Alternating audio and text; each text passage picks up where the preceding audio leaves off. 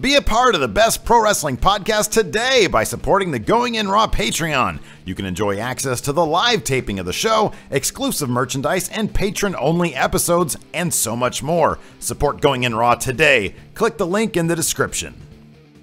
This is Charlotte, and you're watching Going In Raw. That sounds terrible. What's up? This is the most must-see WWE superstar of all time and his lovely, gorgeous wife, Marie. and you are going in raw. What's up? It's your girl, Sasha Banks, the legit boss, and you are watching Going In Raw. Oh, baby, I like it raw. Oh, baby, I like it raw. And you are tuned in to Going In Raw right now. How you doing? Hey, friendo, Steve here. And Larson. And welcome to Going In Raw, Untitled Pay-Per-View Review Show. So we don't have a name for this yet. And No. So here's the deal. We felt that sometimes 2 countouts per weekend was a bit much. Yeah. And it's not to say we'll never do that again, but we're kind of reserving the Sunday spot for kind of whatever we want to do. Sometimes we'll bring on guests like we did with James Willems. Correct. Last week, I believe. Sometimes we'll do 2 countouts if there's like a best worst list that's appropriate. Yes, and sometimes we'll take a look at old pay-per-views and talk about them. Absolutely. And so when considering the first pay-per-view we're going to look at, oh, by the way, we don't have a name for this show. If you have any ideas, please share them with us on Twitter at @RealGoingInRaw. Absolutely. So for, considering, we like the goofier aspects of wrestling, for one thing. So the most goofy phrase, perhaps in the history of WCW, might have been Judy Bagwell on a pole match. Yes. And so that got us thinking maybe we should review WCW's New Blood Rising from August of 2000. Which featured the Judy Bagwell on, supposed to be on a pole initially, but Judy Bagwell on a forklift match. That's correct. Now, here's the weird thing. So our good buddies over at What Culture, I believe you said, listed this as the second worst pay-per-view ever. Behind Heroes of Wrestling. Oh, yeah. Yeah, I heard that's a real cluster. Yeah. I actually was halfway entertained by this pay-per-view, and not always unintentionally. Yeah, I think the worst thing about this whole show is there was just too many gimmick matches. If most of these matches had just been straightforward matches, it probably would have been okay. Yeah, which, I mean, literally, WWE does that every year with TLC. Yeah. Every match is like a gimmick match. But these are like ridiculous gimmick matches. Oh, this was, look, man, when they go to the Viagra on a pole... Anything on a pole match. Anything on a pole, which Vince Russo, was enamored with for some reason. He loved that stuff. Yeah, you're getting into some really like gnarly territory. But that being said, a lot of the matches, the way they were booked, like if you take the gimmicks out, there was actually some quality stuff here. Yeah. I'm not exactly sure. See, when I remember New Blood Rising, when I think of that name, I thought that was part of the New Blood angle when Russo vacated all the titles. I think it was him and Bischoff came in, vacated all the titles, and then put them up for grabs. And so you saw stuff like Billy Kidman fighting Hulk Hogan. You saw like the rise of guys like the Natural Born Thrillers, I think they were called, which is all those like Jen Drake O'Hare, all those guys. And again, I know like my WCW history is kind of like, it's jumbled a little bit. Yeah, both of us used to watch WCW a lot in 97, 98, 99. Yeah. And then when it started going bad, we kind of just focused most of our attention to WWF, but still would on occasion watch WCW's. WWF was so good. Yeah, WCW's product. Yeah. But I don't think we really watched any of their pay-per-views probably after 99. Yeah, no, I don't think we did. I remember, especially like after this, like sort of heading into the final 12 months, I kind of kept one eye on WCW and just remembering how much of a train wreck week to week on Nitro it really was. That being said, watching this pay-per-view, I was actually, you know what? This isn't that bad. I also thought that it was branded cool. It had a cool logo. It did. It used that font like the old. Did you ever have one of those old label guns? Label makers. Those label makers. Yeah. I wonder if they still make those. I don't know. Those always look so like the font for label makers is really cool. It is. They offer that font. I know. Online on internet. Yes. So, anyways, the show opened up. Actually, there was a. This is the funny thing about this though. It's called New Blood Rising. Who exactly was the new blood I don't remember. in this? I don't know. Because the main event, or not the main event, but the second, like the number one contender three-way dance was, well, the main event was Booker T versus Jeff Jarrett. Booker T could kind of be considered new blood-ish in terms of being a fresh face with the title. In the main event scene, yeah. In the main event scene. He had been a singles competitor for the most part for a couple years before. A couple years before he had that this. Best of 7 series against Chris Benoit. Probably back in 97, 98. Right. There is no way Jeff Jarrett could be considered new blood. No. I don't believe there is no way he's considered new blood. He said, they said during this pay-per-view that he had already held the world title twice prior to his match against Booker T. Yeah. Kevin Nash can't really be considered new blood. Old blood probably, but not new. Yeah. He could barely move around. DDP literally wasn't on the show. No. But I think it was because he was probably injured. Yes. Probably. I don't know. But I know he was still a featured player. Yes. In WCW. So I don't know. Sting was barely on it. Sting was barely on this. Yeah, he squashed the demon. The demon, the Kiss demon. That's right. Buff Bagwell, yeah, you can kind of consider him new blood-ish. No, you don't think so? He was like one of the first dozen people in NWO. He had been around for years. Okay, all right, that's fine. Okay, so if you consider, yeah, I know, it's funny because then they put a lot of, I think, who they consider new blood into like these giant cluster matches. So let's start from the beginning. Yeah, start from the beginning. So we start. It's funny because my notes start off pretty extensive and then they get really thin towards the end because, like, man, this is like a 2 hour, this is like a 3 hour affair. Almost 3 hour show. Yes. So we had 3 count, which was Hurricane Helms or Shane Helms at the time. Yeah, Shannon Moore and Evan Courageous. Yes, against the Young Dragons, who's Jimmy Wang. Yeah, who had some success in WWE. Jamie Noble. Yeah. And another guy, I don't know his name. I forget. I believe this was Kaz. Kaz something or other? Yeah. Oh, a 3 count also had Tank Abbott. Yeah. And here's the thing. If you strip away the stupidity. Kaz Hayashi. Oh, there you go. If you strip away the stupidity of them coming out and singing a really stupid song and Tank Abbott singing. Like, say what you will about Tank Abbott. He was terrible, but at least the guy, like, you could have booked him strong. Oh, yeah. Like, you could have booked him as, like, a threat. Oh, yeah. But instead, they packaged him with 3 count. He at least looked like he was having fun. Yeah, but he was like the only one in that angle who was having fun with that. Yeah, 3 count didn't look like they were having. I don't think they were having that much fun. Anyways, this was like they dangled a recording contract and a platinum record, a gold record, from dangling it above the ring. So whoever got both of those won the match. The Young Dragons wanted to get the recording contract, so that would prevent 3 count from recording music in the future. Right, which made them the faces. Yes. 3 count would be the heels because they're terrible. That being said, this is kind of funny too. There was an opening video package before all that. It showed all this. It's called New Blood Rising, but the video package that was promoted pretty much all Jeff Jarrett. It was Booker T, Nash, Steiner, Goldberg, Jeff Jarrett, and then at one point, non-ironically, Tony Schiavone says, "This is going to be a train wreck." Which is awesome. Then they cut to like some fans outside, and they were all like bros. They're all like, and this is in Vancouver, so I was always like, man, the Deep South. Well, no, it's Canada.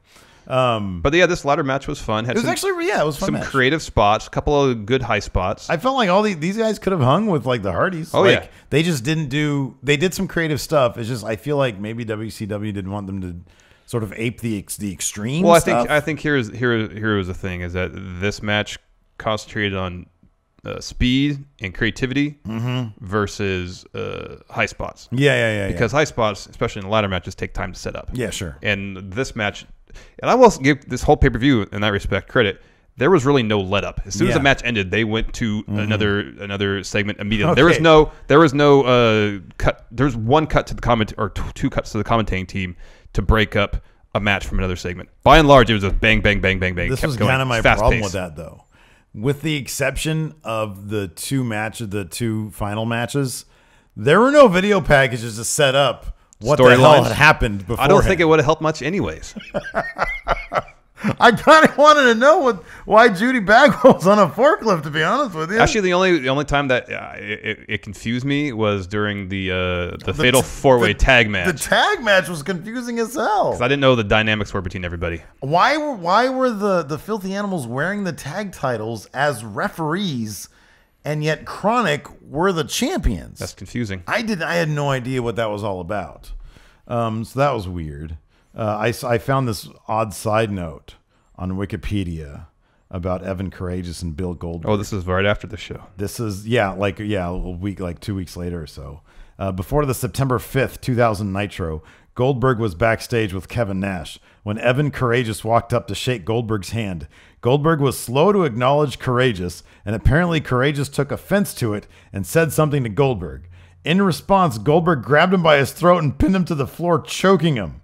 Goldberg apparently later tried to apologize, but Evan Courageous refused, which made Goldberg angry again, but nothing came of that. That's great. Wow. This is an interesting note from the same thing you have pulled. Yeah.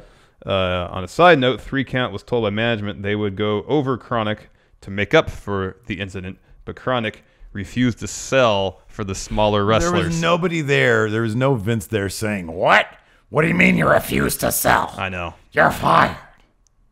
Anyways. And it's amazing to me that Chronic had that level of stroke. Well, okay, let me ask you something. Let's talk about Chronic briefly. Were they over? Their name was over. Okay, we'll talk about that when we get there. I have a lot of questions about Chronic. But again, this match was fun. Yeah. The Young Dragons got the gold record first. Yeah. And there was actually a pretty well-coordinated spot where one of them fell off the ladder, it looked like, and in the process lost the handle on the gold record, and Tank Abbott caught it rather seamlessly. Yeah. It was a well-coordinated, well-executed spot. Yeah, it's hard to do those things. Yes. Like usually they'll mess it up. Yes. And then 3 Count got the recording contract. I guess Evan Courageous wrestled this match on a bad ankle. Oh God! He had some sort of ankle brace on. I noticed that too. They referenced it in the commentary. There were a couple kind of nasty spots in here. There was one where like I think it was Shannon Moore got like I don't know suplex or something into the ladder and like his ankle got caught up a little bit. Yeah. There was that power bomb off the ladder again. I think again on Shannon Moore that looked like he was maybe 6 inches from landing on his head. Oh yeah. Some of that was kind of nasty. Good match though. Yeah, it was. When I started watching that, like before it even started, I was thinking to myself, this is probably going to be the best match of the card. Mm-hmm. Might have been. Mm-hmm. Let's see here. Next up, we had the Filthy Animals, who was Rey Mysterio, Conan, Juventud Guerrera. Oh, by the way, an unmasked Rey Mysterio. Yes. A bad move doing that. Juventud Guerrera, Disco Inferno, who actually was fairly funny. Yeah. And Tigress. Tigress from the Nitro Girls, who had disbanded at this point. They were in the office of Ernest Miller. We're both huge fans of the Cat. And they were trying to explain to him why they should be, I think, referees for the cluster F match, the four-way tag match. Yes, I didn't really understand a lot of it. Again, no video package to explain it.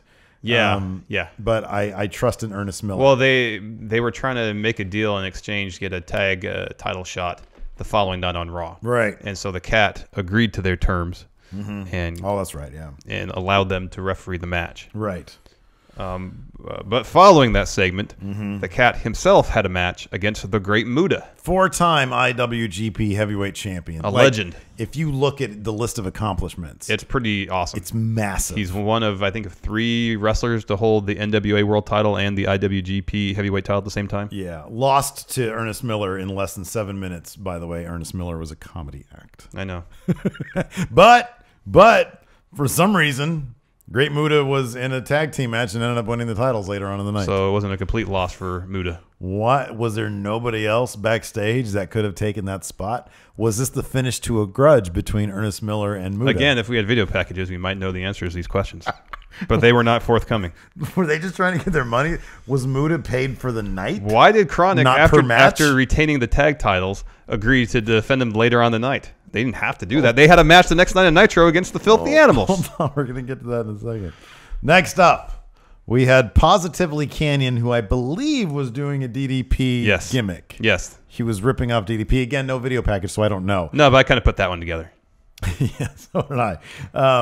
Then Judy Bagwell was brought out tied to a forklift. And the commentary team explained that originally it was supposed to be Judy Bagwell on a pole. Yeah. And then Mark Madden made some really tacky comments. Mark Madden made a tacky comment? He made a wealth of them during this show. Pretty much when he opened his mouth, it was to make tacky comments. I know. It was really bad. The commentary, especially during this match, was bad. Well, okay, here's the thing, though. Because I always liked Schiavone, to be honest with you. It was just he was given horrible things to say. Yes. Like, it's not his fault. He had to say things. But play-by-play, he was a pretty decent. Yeah, he was decent. Yeah, it wasn't his fault he said Mankind couldn't put asses in. Yeah, that's not his fault. Mark Madden was not good. He was not good at all. And Scott Hudson always had this look on his face like he was pooping his pants. Yeah. He always had a good voice. Yeah, he had a good voice. But again, the things they were saying, and Vince Russo was obviously, because Vince Russo loved the idea of, it's a shoot. Oh, yeah. And so they were always doing these really forced. I know. Shoot. Oh, this is what really happened here. This was a shoot. Well, they're using legit heat. Wrestling jargon like that. He's got legit heat. Stuff about being put over, stuff like that. Yeah, it was so awkward. So anyways, Canyon comes out. He calls Judy Bagwell something like a fat sack of trash or something like that. A big fat whale. I don't know what it was. I don't remember what it was either. It was very rude. But he was a heel. Yeah, yeah. And I guess, was Mark Madden supposed to be the heel commentator? I guess so, yeah. Well, still, he was awful. Yeah, no, awful. He was absolutely terrible. So anyways, my favorite part of this was, so Bagwell knows that he's got this Judy Bagwell on a pole match coming and up. he's searching backstage for his mother. And he never, like, how did he lose contact with his mom long enough for her to be strapped to a forklift, evidently willingly, I'm assuming, and then wheeled out there because he's looking around sort of half-heartedly backstage. Yeah. He happens upon a TV which shows her. Like, didn't he know his match was scheduled at that point in the card? Right. Why isn't he at Gorilla knowing that she's being wheeled out there? Here's the thing. If this is the big shoot thing, why would he know this stuff? Here's the thing. Like, Judy Bagwell being on the forklift really had no bearing on the match whatsoever. Zero! Because typically, pole matches, whatever's on the pole, the winner... You capture it. They capture it off the pole, they win the match. Yeah. So, if you use that logic... Yeah. Granted, it's WCW in the early odds, logic doesn't apply. Yeah. Then the winner of that match should have been the competitor who lowered the forklift and got Judy Bagwell off of it. Correct? Yes, yeah, absolutely. That should have been how the match was determined. It was not. Yeah. It was a standard match. Here's the thing that I love. Which Judy Bagwell had an elevated platform by which to watch the match. So Buff Bagwell sees the TV. He gets concerned.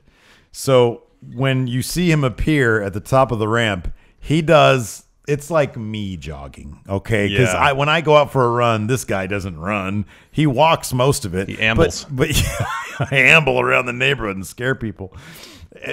Buff Bagwell was barely doing that. He was kind of jog sauntering to the ring. Complete lack of urgency.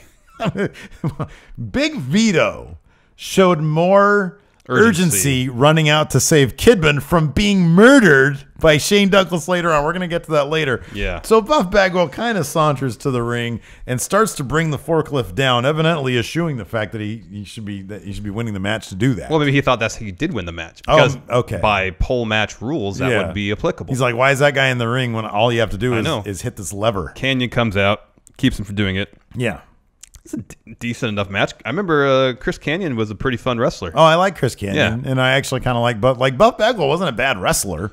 He wasn't very good though. He was just a grating personality. But he wasn't a very good wrestler. I'd say he was like, okay, if like it's red, yellow, and green, I'd say he's firmly yellow. You'd say he's an orange. Yeah. Oh wow, I'd say he's. I was never impressed by his work. All right, you didn't like the blockbuster? No, that's a good move. Yeah, I like the blockbuster. But I mean, like one move does not a wrestler make. That is true, unless it's the stunner, or the Rainmaker, or the Rainmaker. So anyways, the match was what it was. At one point, David Arquette comes down.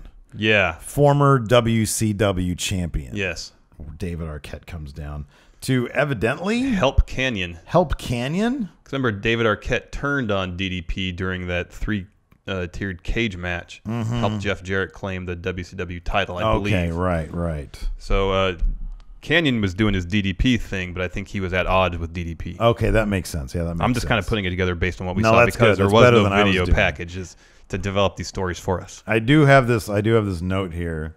The Buff and Canyon ended up going out into the crowd, and a couple people touched Buff on his back. I don't know if they'd really want to do that. I wonder if, like, what Judy Bagwell thinks these days, that her son is an escort for old women. I don't know. Like, her friends could rent her son. I also have a note here. Canyon is wrestling with his shirt on. Yeah. I thought that was strictly a Vince McMahon thing, but maybe Vince Russo picked that up from Vince McMahon. that's why Baron Corbin wrestles with the shirt on, because allegedly Vince doesn't like his physique. Oh, really? He's got a weird line for a belly button. Well, I think also, Baron used to probably work at a heavier weight when he played football. Oh, yeah, that's true, too. Yeah. I mean, And he's thinner now, so. I think he looks great. No, I think he looks good, too. Somebody had a sign that said pubes, so that was good. They're also...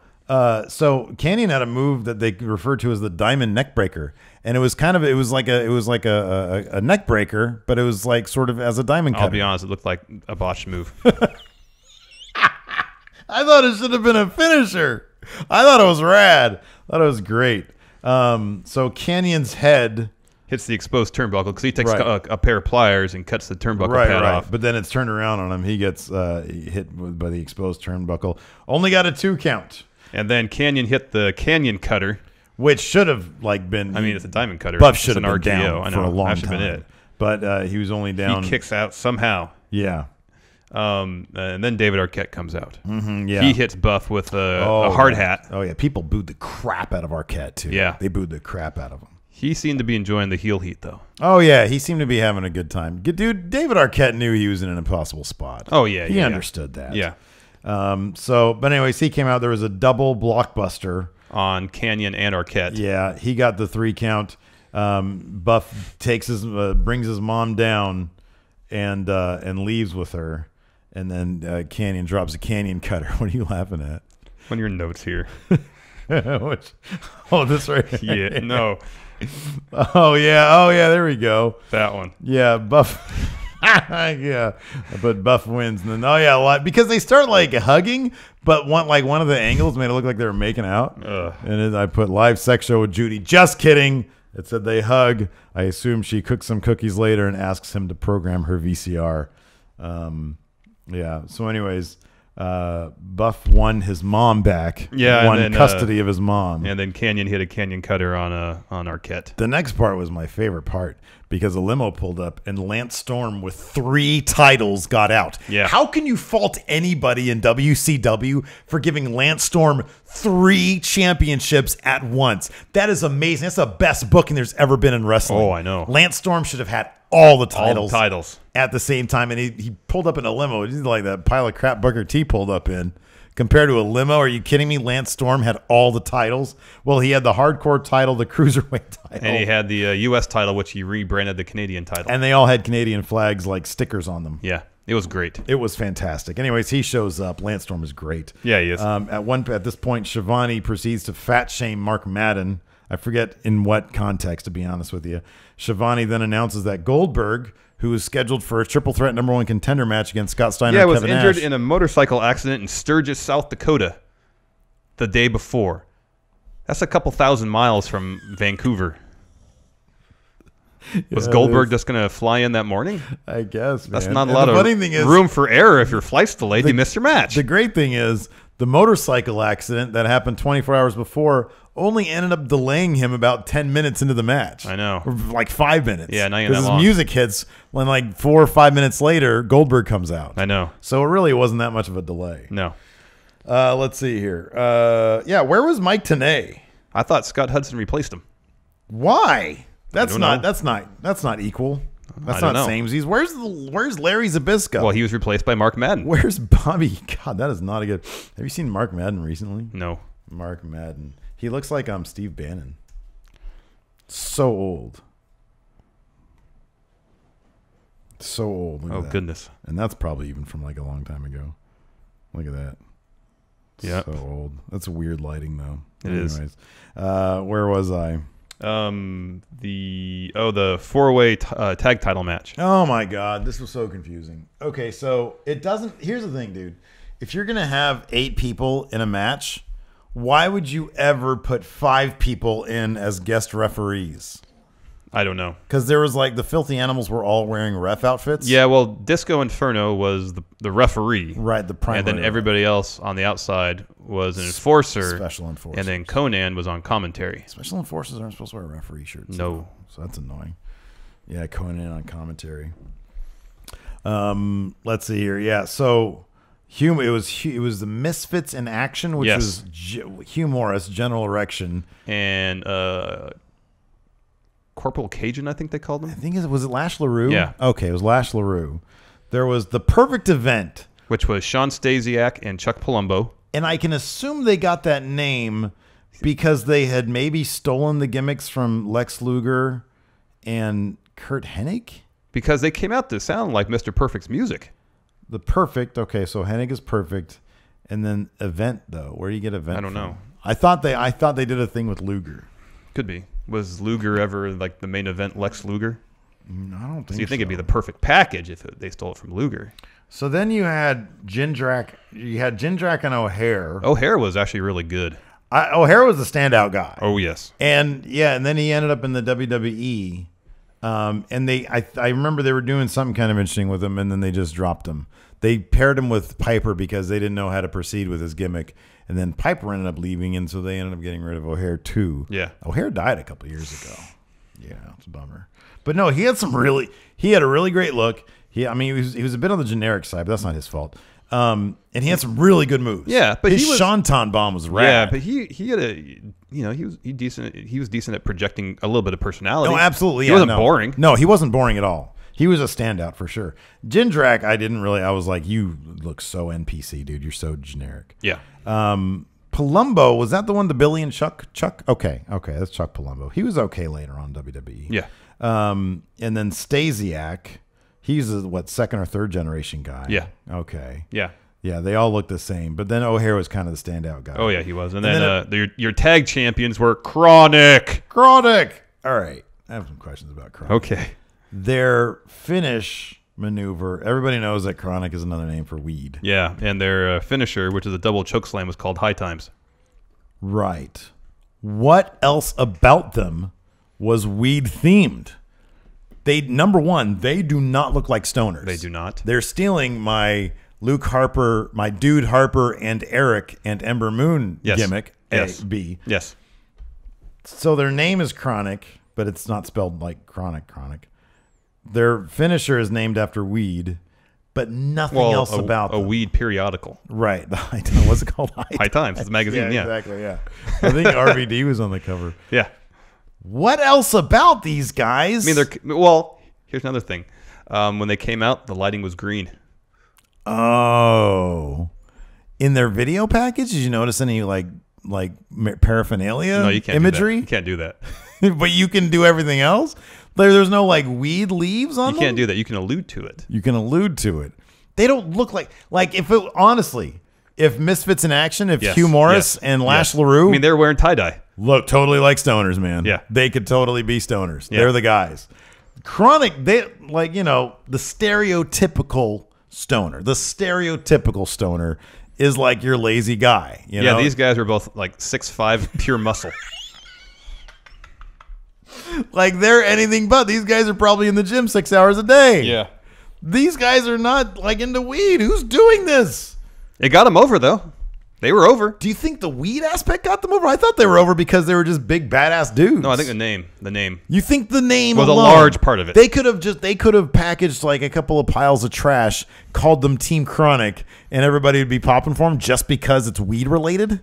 Not just because, but I think that was part of it. Wow, maybe, man. People like weed. Mm-hmm. Wow. So, anyways, they even kind of got over with me. To be honest with you, they were so dominant. I actually really like Chronic, even though I knew that them and Undertaker and Kane had like a terrible match. Yes, and that got them fired essentially. Yes. Anyways, there was like so many people in the ring towards the beginning. Well, and the end too. Yeah, but like at the beginning when Disco started like running down the rules. And I was looking around. I was like, Disco literally is the only guy who knows how to cut a promo. Like excluding Conan, he's on commentary. Yeah, Conan could cut a promo. Oh yes, that guy was rad. So, anyways, Disco lays out the rules. I noticed there was a child on somebody's shoulders in the foreground of the crowd, throwing up both the middle fingers. He was probably like 11, which is that's more acceptable than like 5, I guess. Still not acceptable in my book, but. And I was thinking, oh, this man, Deep South, so classy. Oh, this is Vancouver, Canada. Let me ask you something. What? So, Disco Inferno was slow counting every 3 count. Yeah. Because I think, it seemed like they wanted Misfits in Action. No, Jindrak and O'Hare to win. Oh, is that what they wanted? I thought so. That's what I mean. This match was confusing in that respect Yeah. because the wrestling itself was pretty decent. Yeah, it was okay. Just the story being told in the match was hard to follow, again, because there was no video packages. No video package. What commentary was saying was that that since the Filthy Animals had a tag title opportunity the following day on Nitro, I would assume they would want the easiest matchup. Sure. Which wouldn't seem to be Jindrak and O'Hare because they're both very large. I would think the easiest matchup would be Misfits in Action. Yeah. But they were slow counting all the pin attempts, though. I mean, you have to assume they had some sort of arrangement with that. Yeah, some sort of deal. Yeah, some sort of deal. But anyways, they really seem to be anti-chronic for one thing, which is, they should be because an anti-perfect event. Yeah, and anti-Misfits in Action even. Yeah, but that's weird because I would think Lash LaRue easy. He's small. Yeah. Anyways, Chronic was booked incredibly strong. Yes, they were booked ridiculously strong, and they hit high times on. Is it Palumbo? Yeah, that sounds right. And then Chavo came in. He was Corporal Loco? Something like that. General Loco? And then took the referee shirt off Disco Inferno, hastily put it over his head and counted the 3 count. Right. So Chronic won. Yeah, storyline-wise, I didn't really get this match, but the wrestling was okay. Did they hold up the titles at the end? Because I feel like they were still around the waist of the Filthy Animals. Right. Because that's what confused me later on. When I looked, I was like, wait a second. Why are they coming out as champions now? I don't remember them holding up the titles. I was very confused. Yeah, I was confused too. Anyways, cut to Jeff Jarrett. I don't know what the deal with this was, but in all the video packages, which were plentiful for Jeff Jarrett, he was wearing bright colored dress shirts with the sleeves cut off. With the sleeves cut off and tucked in. I can't think of a worse combo. There's no worse combo. He tried so hard to be edgy and cool. Yeah. He was neither of those things. He was not. Maybe he was like the forerunner of like the guy, well, he gets booze, so he must be a great heel. Yeah. He was the forerunner of that. And just nobody wanted to see him. No. That's the problem with Jeff Jarrett. Like all his promos when he tried to be edgy just sound so forced. Oh, they're so bad. The corniest catchphrases. Corny. Yes. He was so cheesy. Yes. Anyways, he was so cheesy. I don't remember what he said. Anyways, out next was Torrie Wilson and her dad. The franchise. No, Shane Douglas. Torrie Wilson and Shane Douglas. He looked so old. Well, he probably was. And every time she had to kiss him, it was like she was kissing a toilet. That's the look on her face was. Like she didn't know. But he was reveling and he was like. He loved that. He loved that, man. Especially that time she showed her areola to him. Anyways, also I noticed Shane Douglas's shirt, like the writing on the back, looked like it was ironed on. I swear it was the same shirt he had in ECW. Yeah, it probably was. He probably made like 5 of them and rotated them. I'm gonna see if he has a pro wrestling tee shop. Continue. Oh, that'd be great. Shane Taylor. I don't know who that is. Oh, there you go. That's 2003. Let's see here. And I heard the crowd. What's a chowd? I love this too because Shane Douglas then cuts a promo on Billy Kidman and says, Billy Kidman, this woman doesn't deserve a punk like you. And I was like, wait a second. Don't you mean a punk like you doesn't deserve this woman? Yes, I think what he's saying is Torrie Wilson doesn't deserve to be with Billy Kidman. Like, that's a big thing. Yeah. So he got that wrong. Yeah. Oh, he has a Redbubble shop. I don't know if this is his Redbubble shop. It's a Shane Douglas Redbubble shop. Apparently you cannot buy Shane Douglas merchandise any longer. This was odd. The crowd started chanting CM Punk, but it was only 2,000. So I don't know. I don't think that's the case. You're probably right, but they were chanting something that sounded a lot like CM Punk. What made this worse is that it was a strap match, but Tony Schiavone had to make sure to tell us this was not the kind of strap match where you had to touch all 4 corners. Right, which has structure. Yeah, this is just a standard pin or submission match. This is 2 guys, 2 people attached with with strap. like a 50-yard length of leather who had to beat each other up. So pretty much the strap was there to just be used as a weapon. Yeah, the strap was there for Shane Douglas to literally try to kill Billy Kidman at the end of this match, which actually happened. Let's see here. Here was my note here. Kidman was better as a homeless guy, but at least he was over. WCW tried to make him a centerpiece of their half-hearted youth movement. It was kind of true. Like, they understood this guy could wrestle. This guy was young. He was over. He just didn't have a lot of personality. He didn't. But he had the underdog thing going for him, which kind of made up for that. And it was a matter of, like, WCW had so many good pieces that they simply didn't know how to use. Yep. They didn't know how to use them.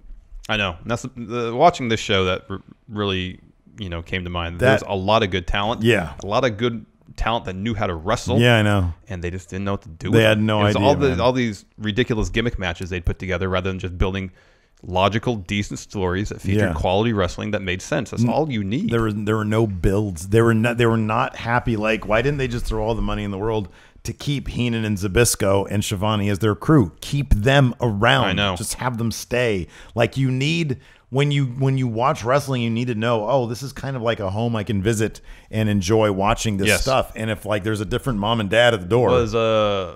Mark Madden was doing, like, dirt sheet stuff back then, right? Is that how he got hired? That sounds probably right. I have no idea. I don't remember. He didn't really add anything to the team. No, he didn't. It was like, oh, we need one guy to be blatantly offensive. I know. We just want to make the audience uncomfortable. He was a troll. Yes. Like Yes. the definition of a troll. Yes. Anyways, yeah. So this whole match was about a sex tape, right?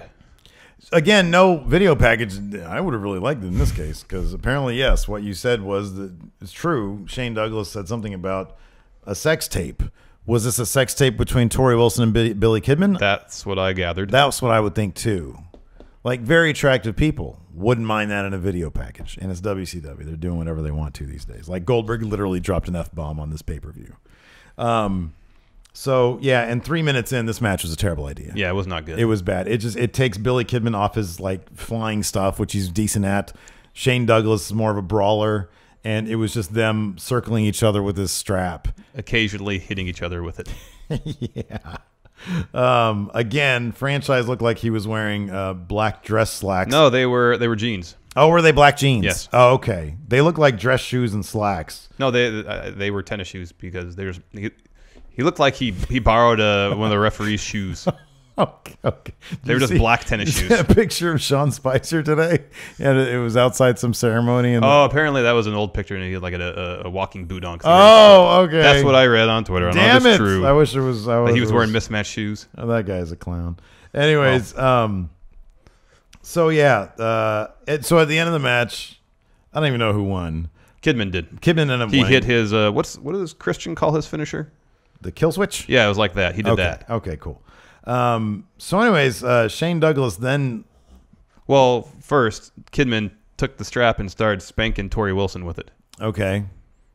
I don't know why you do that. Like, if she's cool being with Shane Douglas, why does he have a pro? Was he talking about releasing this? Something tells me this is a situation where Shane Douglas's actions were probably those of a face and Billy Kidman's were those of a heel. I don't know. Because if this had to do with a sex tape, and it was Billy Kidman was in possession of the sex tape, yes, was he maybe threatening to release it to the public? I don't know. And that was supposed to be a face thing? I don't know. I don't know. No video package. We don't know. We don't know. Anyways, long story short, Shane Douglas then took the strap, wrapped it around Billy Kidman's neck, and literally started hanging. Shane Douglas, it was kind of brutal looking. Shane Douglas got up on the second. He put his feet up on the second rope in the turnbuckle, so he was bracing himself against the turnbuckle on the second rope.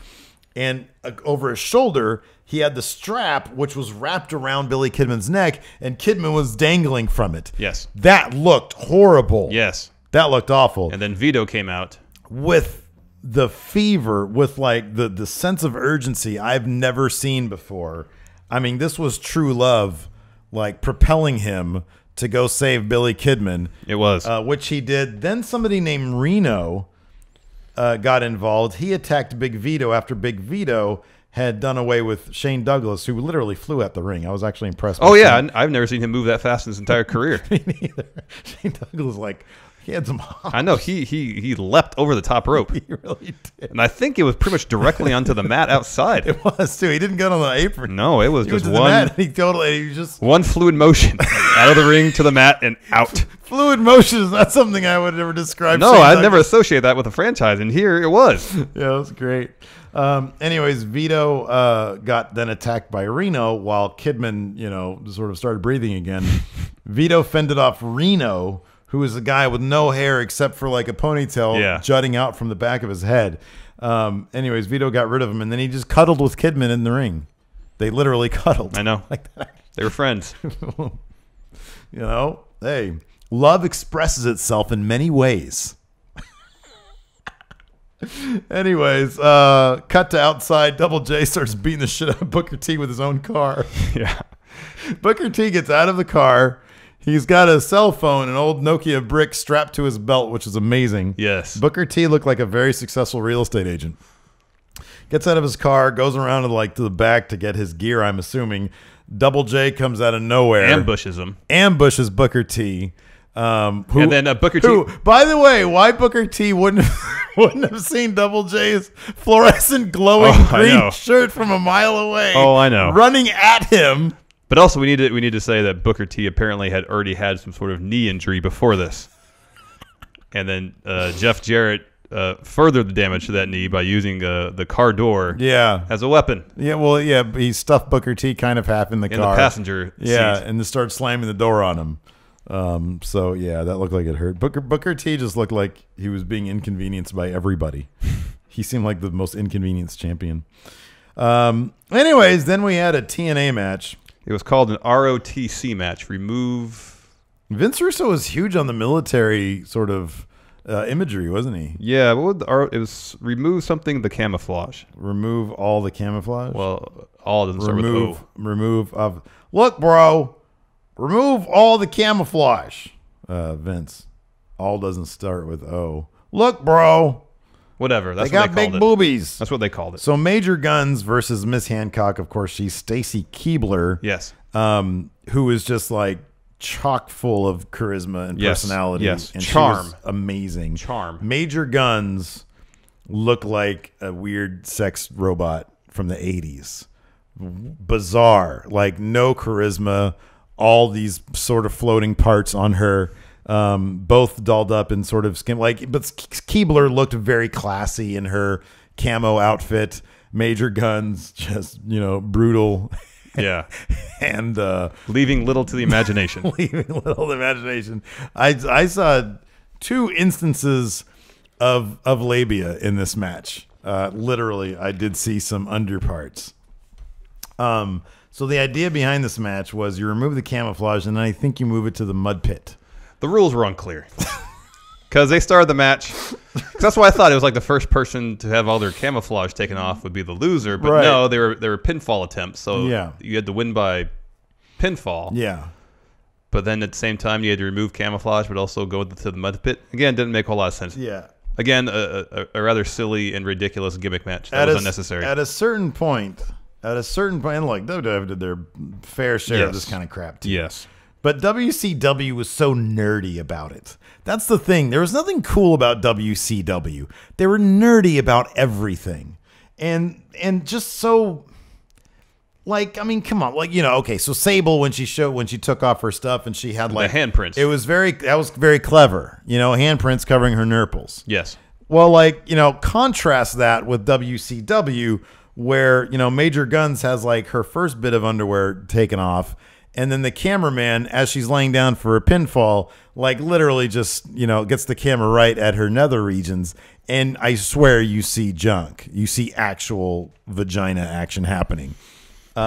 It's just crude. It is. It's like the Seinfeld thing. It was ugly. It was awkward naked. Yes. So anyways, Major Guns picked up the win in the mud pit. In the mud pit.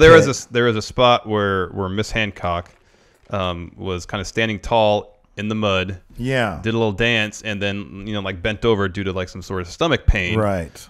Major Guns took advantage, got the pin. Right. And then it seemed like something was going on with Miss Hancock. Yeah. And then a really bright-haired, red-faced kid, like 13-year-old, comes running out. I realize it's David Flair. Yeah, it's David Flair. It's David Flair because that's Stacy Keibler's real boyfriend at the time. So, you know what? Maybe he's just like the most clever dude in the world. And she's like, you're really weird looking. And he says, just wait till I talk. That was like one of my favorite Louis C.K. routines was, no. Just hold on. Let me talk to you for 10 minutes and then you'll see the appeal. Yeah. Maybe that was David Flair. He has a lot of, maybe she's a big Ric Flair fan. Could be. And he has a lot of good stories. Yeah. Anyways, isn't that weird? Like David Flair and George Clooney sort of had the same girlfriend. That's weird. That is weird. Anyways. But anyways, yeah, so he comes out and then the commentating team starts getting real serious. Oh yeah, very serious. Very shoot-like. Yeah, and they started saying, Stacy Keibler, she's known as Miss Hancock here, but this is Stacy Keibler. This is her boyfriend, David Flair. Yeah. Telling us the details. Kind of, but they didn't go into details. I mean, it was the inference was that she had a miscarriage of some sort. Like you say that as matter-of-factly. Can we repeat that, please? The inference was that Stacy Keibler had an on-air miscarriage during a pay-per-view. And they danced around this endlessly and used every line of thought besides, man, she might have been pregnant and just had a miscarriage. They literally didn't say those words, but they said everything around it. They danced around it. She's really holding her lower stomach area. Wow. She looks like she's in a lot of pain down there. I wonder why David Flair is so concerned about her holding herself right there. That was awful. It was so bad. It was awful. And then it showed her being carted off on a stretcher, a gurney or whatever it is. Yeah. Wait, gurney? No, stretcher. Gurney? I think they're the same thing. Okay. Isn't a gurney for dead people? I don't think so. Well, according to storyline, there would have been one dead person on that gurney. It was storyline. I can say that. Anyways, the funny thing is when they cut to her on the stretcher, she actually looked okay. She was like, I'm not sure she knew the camera guy was there because she was like. Yeah, I thought that too. And then David Flair runs into the frame, and I'm like, why weren't you with her the entire time?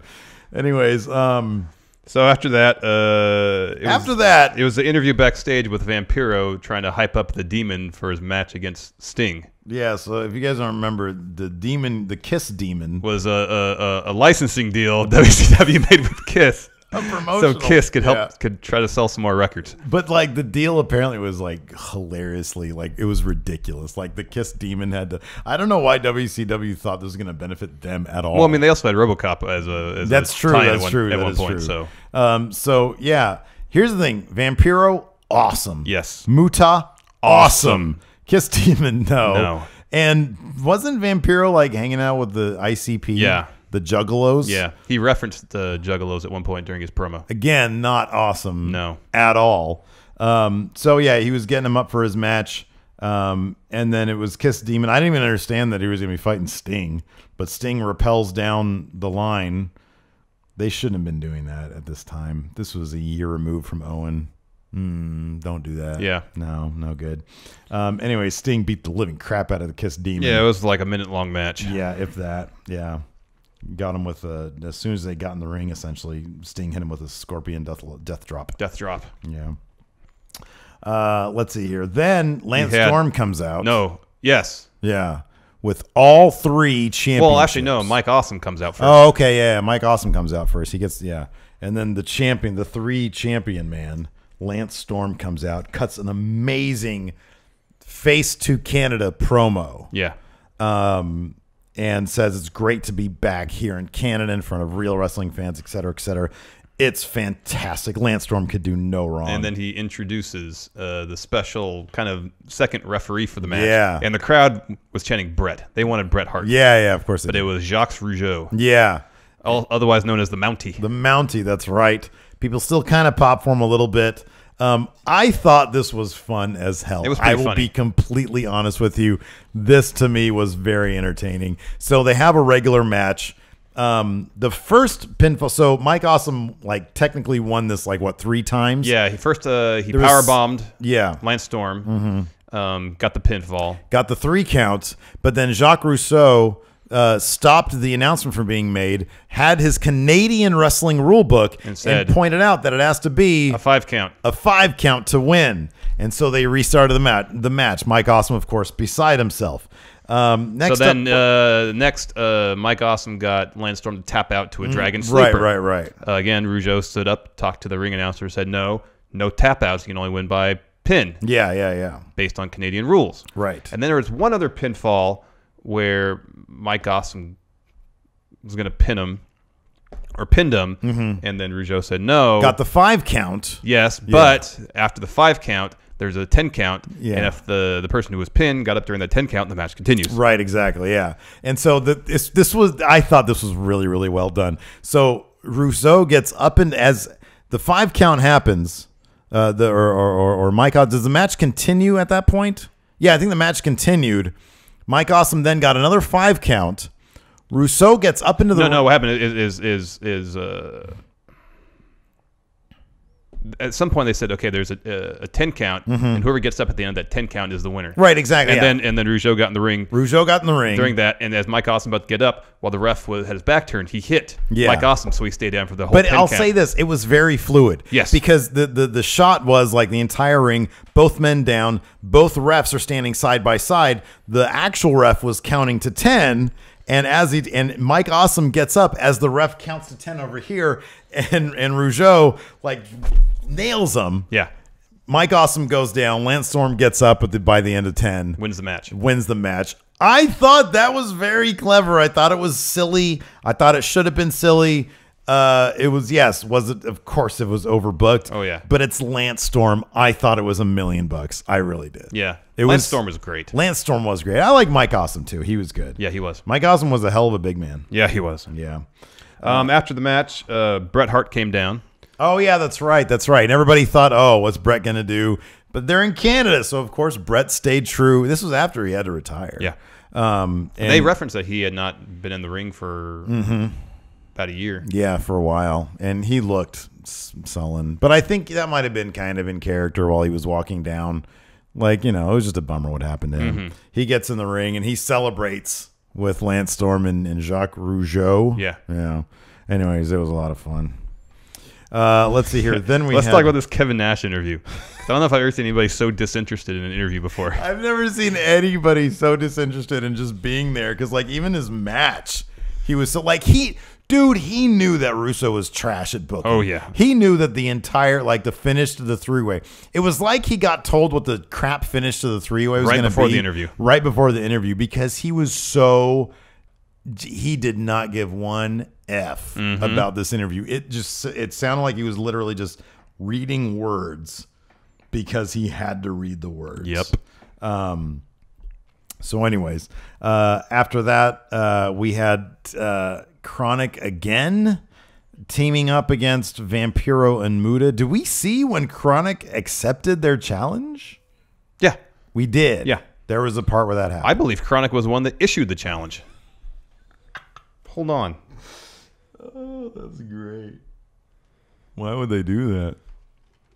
Yeah, I believe Chronic was the one. Oh, yeah, because Chronic, here's what happened. During the Demon Sting match, Vampiro and Muta come out and attack Sting, and then Chronic comes out and makes the save. Brian Adams grabs the mic and challenges Dark Carnival to a match later on in the evening. He should have said make it non-title. He should or just not do anything. Give a match the next day against the Filthy Animals. Just beat them up there on the spot. Yeah, you don't have to put your titles up. Yeah. Anyway, so now it was Chronic versus Vampira and Muta, the Dark Carnival. Yeah. I like this. Muta gave the green mist to the ref. Yeah. And then looked kind of confused. He looked mildly confused about it. And then Vampiro and Muta ended up going over. Yeah, because the Harris brothers came out. Oh, that's right. The Harris brothers ended up coming down.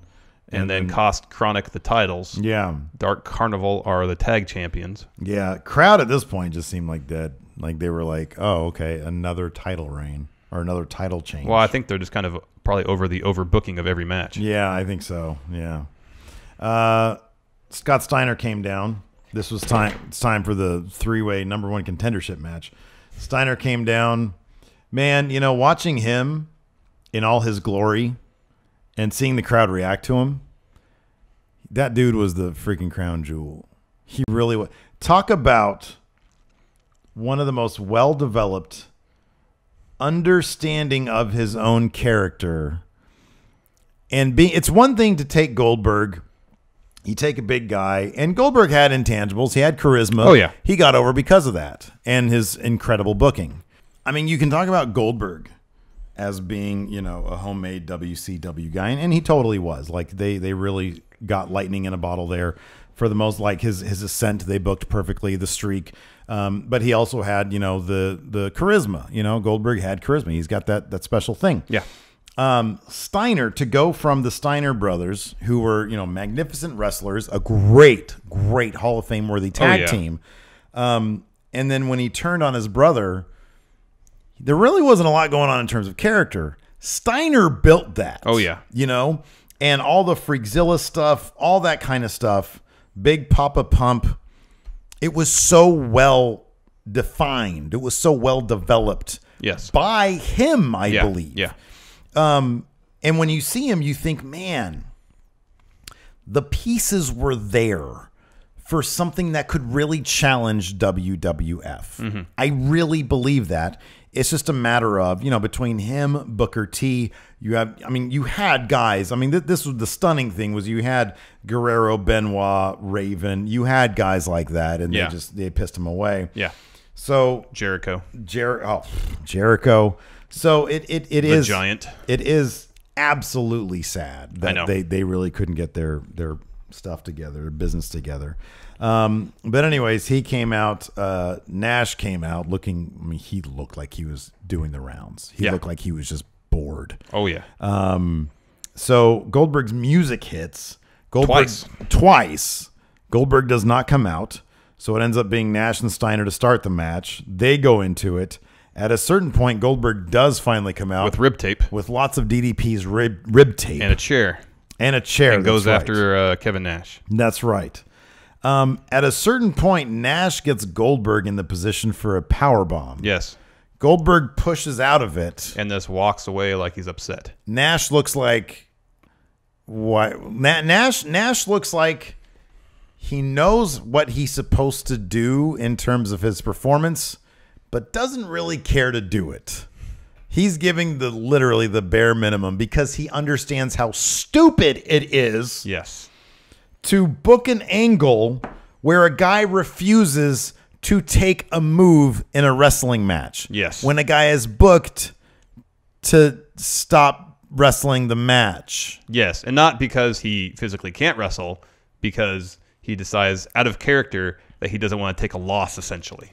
So, yeah, exactly. So then Goldberg starts walking up the ramp. Ugly Vince Russo comes down in a sleeveless shirt tucked in. I wonder where Jeff Jarrett got that from. With his gut and probably gold chain. And he comes down and he gets in Goldberg's face. Why would Vince Russo think he could get in Goldberg's face without Goldberg spearing him? We're trying to buy into this universe of yours. Yes. And you're yelling at Goldberg. Goldberg literally says, F you. We're trying to stay brand safe for YouTube money. So I can't say the word he said, but you guys can, he didn't say fudge you. Yeah. He said the bad word. Like clear as day on the pay-per-view. And they didn't bleep it on the network, so they dropped the F-bomb there. Because Russo says, "Get your ass back in the ring," or some stupid crap like that. And then the whole time, the commentating team is again just kind of talking around the idea that Goldberg refused to accept the finish of the match as it was booked. And then the rest of the match, like at one point, Nash does a DDT, and someone says, "I don't think I've ever seen Nash do a DDT before. He's doing a really good job of improvising the rest of this match." Yeah, they got I think Scott Hudson called Goldberg the big baby, the big crying baby we know he is, like the big crybaby rather. And I'm like, I know what you're trying to do. It's not entertaining. No, it's not appealing. No, it's just. And I can only stupid. Imagine the live audience having to sit through that and think to themselves, "What the hell is going on?" I know. Because they're not getting the commentary. They're not getting the commentary. They're not getting they're not hearing what Russo and Goldberg are saying on the ramp. Yeah. They don't know what's going on. No. I would be that little kid throwing up the middle fingers at everybody. It was so stupid. It's so bad. Anyways, yeah, Nash won. I kind of stopped paying attention. Nash won. Yeah, he powerbombed Steiner. Yeah. So. Actually, a decent jackknife powerbomb. Oh, yeah? Was it? Yeah. I missed it. Yeah. Okay. Well, that's good. Those are always fun to watch. Well, when done well, yeah. Then we had this great video package for Jeff Jarrett versus Booker T. and it looked like it was one of those that would run on the pay-per-view channel. Yeah. So it wasn't like addressing the audience who's already watching the show. It was trying to get an audience to watch the show, right? That's exactly what it was. So they were like sort of double dipping there. Again, they had lots of Double J in his sleeveless button-up shirt, and they called him the Chosen One. He's terrible. He's not good. He's not a main event guy. I like during the video package they said, and his lethal guitar. No, it was just dumb. Anyways, they put on a decent match. Yeah, so like, I mean, look, I'll crap on Jeff Jarrett all day long, but I mean, Booker T, great. Oh yeah, fantastic. He's amazing. He is amazing. He's great. Jeff Jarrett. I mean, could you make the argument that people just want to see him lose, and he did indeed lose. That's I think he got heat generally. It was X-Pac. Yes, it was Jeff Jarrett heat. Yes, yeah, totally. It really was. Yeah, and the guitar spot in this match wasn't bad. He hit him on the knee while there was a ref bump, and Booker T went to kick him, and Jeff hit him with the guitar on the bad knee, the knee that Jarrett worked over with the car door earlier. In the night. But in the end, there was a spot where Booker T gave Jarrett a bookend through a table outside the ring. Yeah. But Booker T eventually hit the bookend. The bookend, yeah. Picked up the win. Yeah. And remained WCW World Champion. Yeah. Yeah, like I said, man, so many good pieces there. It's if they had booked Goldberg right, if there was that one guy through like a 5-year span who just was the authority figure backstage, who had a vision and who was allowed to follow through in his vision, and had final decision making responsibilities. And let me ask you this: I believe that the right person in charge could have worked with Hulk Hogan, satiated his ego, and used him to get others over in a successful way. Do you think that would be possible? You think it's possible? I wonder who that person could have been. Vince? Well, yeah, Vince has his own company. I mean, could Ted Turner, if Ted Turner was more hands-on with WCW, you don't think he could have done that? I don't think so. No. I don't know who could have done it then. Vince is such a unique figure. Yeah. I'm not sure who could have sort of reined in Hogan or, worked with him to, I don't know. Well, Hogan was so upset. Hogan always equated having that damn belt, evidently. Yeah. With success, with his, keeping his the profile. top spot, yeah. The top spot, yeah.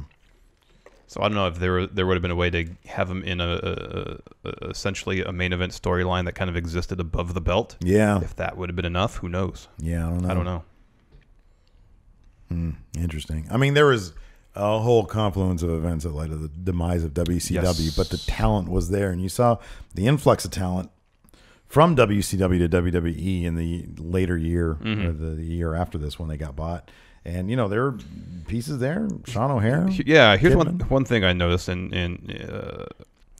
Vince has a very distinct vision of what his product looks like in terms of the wrestling. Yeah, and he still seems, it's the WWE style, and that still seems to persist to a certain degree today. But definitely back then, there's a very distinct WWE style, and WCW for the most part did a pretty decent job countering that. First with the cruiserweights.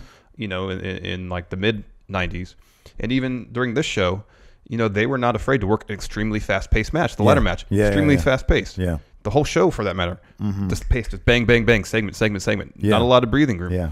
From that vantage point, in terms of stylistically, apart from the Steiner and Nash match, by and large, it was in some ways a more exciting style of wrestling. Because there was wrestlers that were incorporating a whole lot of styles. Like Vampira was doing a lot of the striking stuff that we see now. Oh, I like Vampiro, man. He's so good. And, you mentioned Sean O'Hare doing his Shanton Bomb. Yeah. And he's, what, 6'6", probably? Yeah. Huge guy. Yeah, it was great. And we weren't really seeing that in WWF at the time. Right. So, yeah, if they had someone in charge who had the final authority on everything creative and didn't get involved in the politics backstage and had a vision for what the company should be doing, they could have still been, there still could have been some competition between the brands. Yeah. And it would have made A lot of stuff. A heck of a lot more interesting. Throw away like dollar after dollar. They brought in they were still using Bruce Buffer or Michael Buffer to do the intros, and he cost $200,000. I think. What are you even thinking? Wasting money. This is wasting money. Brought nothing to the show. Nope. Brought nothing to it. Nope. So, anyways, yeah, that's it. That's for our first review. Let us know in the comments what you guys thought about New Blood Rising. Yeah. And if you guys like this and you want to see more of it, let us know. Not a great show, but better than I thought it was going to be. Oh, for sure. I thought it was much better than I thought it was going to be. Yeah. Made me bummed out because, like, you know what? They really, even at that late point, might have been too late, might not have been, but they had the pieces there. Yeah. I mean, Hogan was gone. Hogan had, because of the Bash of the Beach, I think. It was like the month or two prior. Was it the Bash of the Beach or Great American Bash? It was like the pay-per-view or two pay-per-views before this that, one. Yeah. Hogan was gone. So they were sort of working with the cards that Russo had dealt them. Yeah. It's just that dude, his ideas, like he thought everybody wanted it to be, business exposed. Oh, it makes ratings. Like, no, man, that works this makes in things certain awkward. situations. Yeah. Like when Vince did it, it was always like reluctant, you know? Yeah. It was always reluctant. And that's what made it, those little moments, intriguing. Yes. So anyways, that's it for now. Let us know what you guys think. And until next time, we'll talk to you later. Bye.